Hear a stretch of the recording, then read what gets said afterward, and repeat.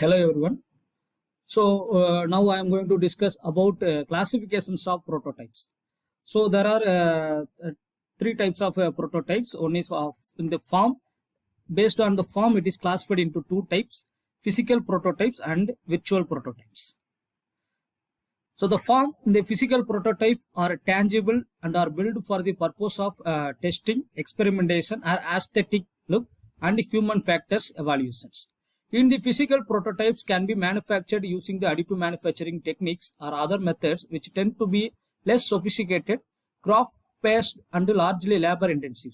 An example is the mock-up of the mobile phone. Then in the virtual, prototypes are non-tangible and they are used when the physical prototypes are too large and too expensive or too time-consuming to produce. So instead of using the physical prototype, the virtual prototypes used based upon these are the conditions. Virtual prototypes are based purely upon the assumed principles or science at that point in time and are competitively unable to predict any unexpected phenomena. Nowadays, the virtual prototypes can be stressed, tested, analyzed, and modified as if they were physical prototypes. An example is the visualization of airflow over an aircraft wing.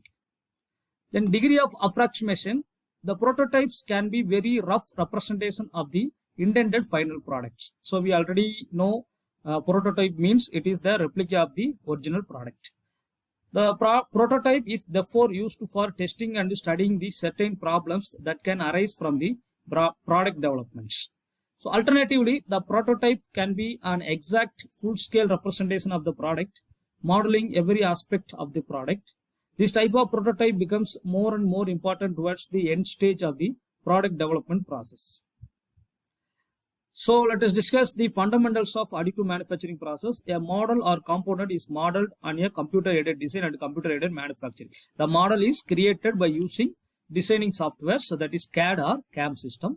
The model which describes the physical part to be built must be represented as a closed surfaces which unambiguously define an enclosed volume. This means that the data must specify the inside and the outside and the boundary of the models. So the solid or surface model to be built is next converted into a format called the .STF. We already discussed. It is the standard template tessellation template.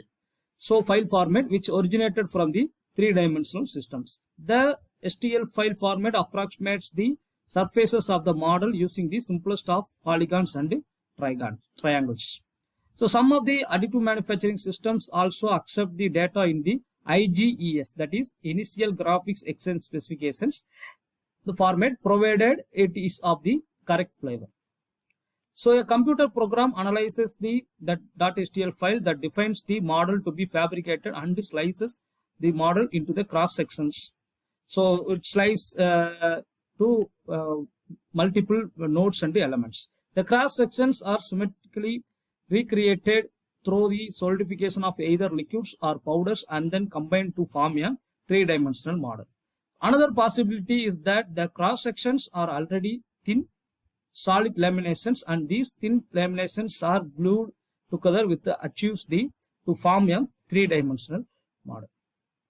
So these are the four key aspects of additive manufacturing: input, then method, materials, applications.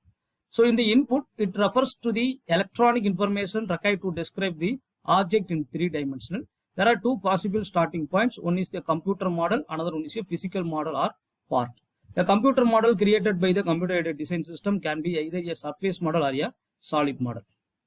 So on the other hand, the three-dimensional data from the physical model is not so straightforward. It requires the data acquisition through a method known as the reverse engineering. The equipment such as coordinate measuring machines or laser digesters are used to capture the data points of the physical model, usually in a raster format, and then to reconstruct in a CAD system. So then second key is the method. There are currently more than 50 vendors for additive manufacturing systems. The method employed by each vendor can be generally classified into the following categories. The first one is photo curing, cutting and joining, melting and solidifying of fusing, joining or binding. These four represents the methods of curing, that is photo curing, cutting and joining, melting and solidification or fusing, joining and binding. There are currently more than 50 methods for additive manufacturing system employed these methods. So let us continue the another 4 key factors in the upcoming videos. So thank you for watching.